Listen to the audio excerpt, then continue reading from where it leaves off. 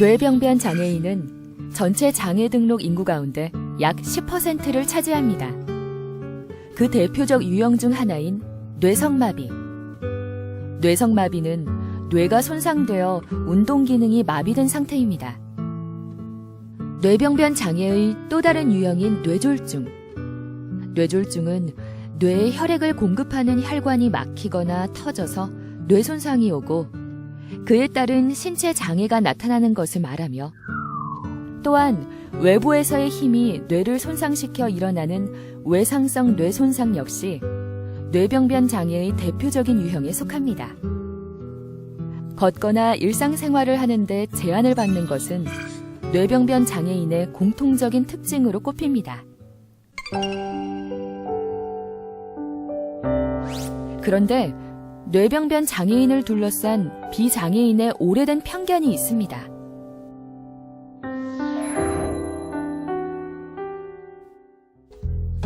안면 근육을 잘 조절하지 못하고 사지를 흔들고 경직된 모습으로 걷고 알아듣기 힘든 말을 하는 것은 뇌병변 장애인의 특징입니다. 그러나 드러나는 겉모습만으로는 뇌병변 장애인의 지능을 단정하거나 판단할 수 없습니다. 말 하나 할래도 정확하게 하려고 그러면 되게 얼굴이 좀 일그러지는 그런, 겉으로 봐가지고는 어떻게 보면 지적 능력도 좀 떨어지고 학습 능력도 좀 떨어지는 것처럼 보이는 경우가 왕왕 있습니다만, 보통 이러한 부분, 대부분의 이런 뇌성마비 장애인 분들은 어떤 지적 기능이나 뭐 인지 기능이나 학습 능력 같은 경우는 거의 정상인 경우가 많아요. 뇌병변 장애인 중에는 비장애인과 같거나 오히려 더 뛰어난 지능을 보이는 뇌병변 장애인들도 많습니다. 정훈기 씨 역시 그 대표적 사례로 꼽히는 사람 중 하나입니다. 정훈기 씨는 뇌병변 장애인 최초의 서울대 합격생으로 불립니다. 서울대 졸업 후 그는 뇌병변 장애인 최초의 대기업 공채시험 합격자로 기록됐습니다. 2003년 당시 어려운 취업 관문을 뚫은 정훈기 씨는 이후 지금까지 장애를 넘어 뛰어난 능력을 발휘하고 있습니다.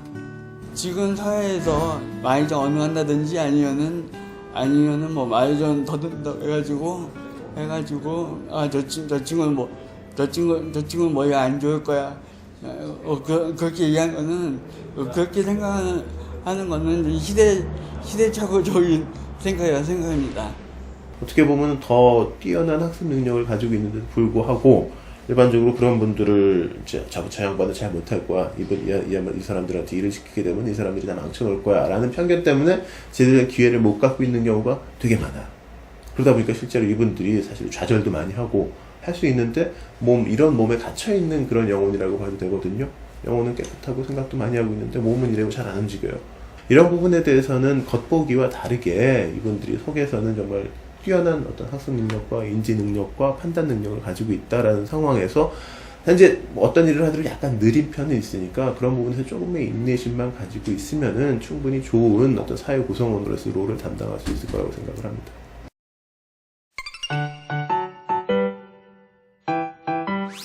봉사활동을 하러 가서 중증 뇌병변 장애인을 만난 적이 있는데 침대에서 휠체어로 옮겨드리려고 했다가 그분의 몸이 뻣뻣하게 굳어서 깜짝 놀란 적이 있습니다. 어떻게 그분들을 대해야 하나요? 뇌병변 장애인을 안거나 업어서 옮길 때 혹은 휠체어에 옮겨 태울 때 자연스럽게 몸이 닿을 수밖에 없습니다. 자, 듭니다. 그러나 다른 사람의 신체나 물건이 닿으면 뇌병변 장애인의 몸은 순간적으로 굳어질 수 있습니다. 이때 충분한 기다림이 필요합니다. 몸이 충분히 풀릴 때까지 기다려줘야 뇌병변 장애인이 불편 없이 이동할 수 있습니다. 뇌성마비 장애인들은 장애인 특성상 몸이 경직되거나 뻗치는 그러한 경우들이 있거든요. 그럴 때 이제 휠체어를 태울 때 충분히 대화를 해서 긴장을 풀어주는 게 우선이고요. 가끔 뇌성마비 장애인들은 경직돼서 안 왔는데 밑으로 이렇게 빠지는 경우가 있거든요. 그래서 한 분은 겨드랑이를 통해서 깍지를 끼시고 드시고, 한 분은 다리를 무릎 잡아주셔서 이렇게 휠체어에 태우시면 편하게 태우실 수 있습니다. 뇌병변 장애인과 대화를 나눈 적이 있었는데 제대로 알아들을 수가 없는데도 제 나름으로는 배려를 해야 한다 싶어 알아듣는 척 했습니다. 그런데 그분이 갑자기 질문하셔서 당황했던 적이 있습니다. 뇌병변 장애인과 대화를 할 때는 어떻게 해야 할까요? 사실 언어 장애를 가지고 있는 뇌병변 장애인과 대화를 나누기는 쉽지 않습니다.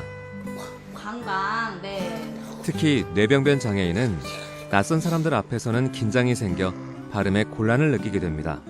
안면 근육의 경직이 더 심해지기도 합니다.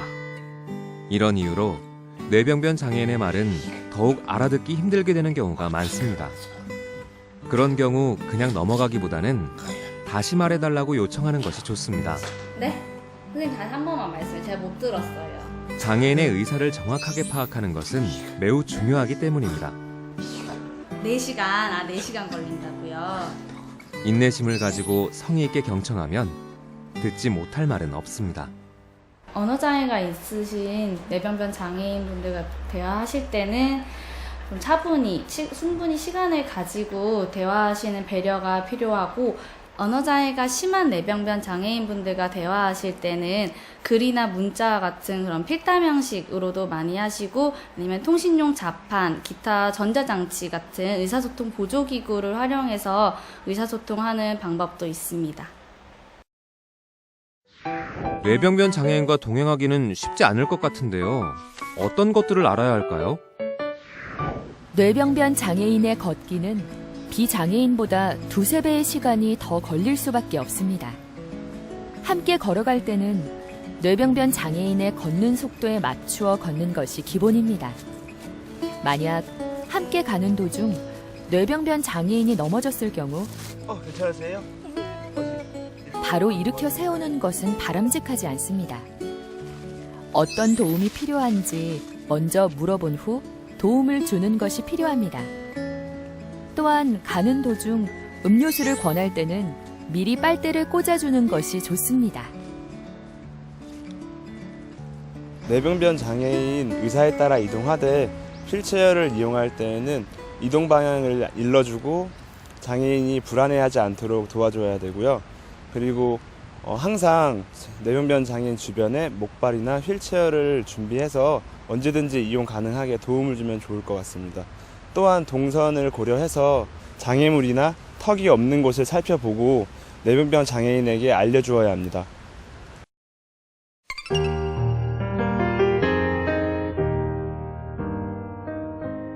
뇌병변 장애인들은 운동장애나 언어장애를 동반하고 있기 때문에 처음 보시는 분들은 뭔가 모자르고 어눌하고 도와줘야 된다는 생각으로 출근해서 반말을 하시는데, 그분들도 개개인이 하나의 인격체로서 살아가시기 때문에 그런 측면으로도 봐주시면 좋겠습니다.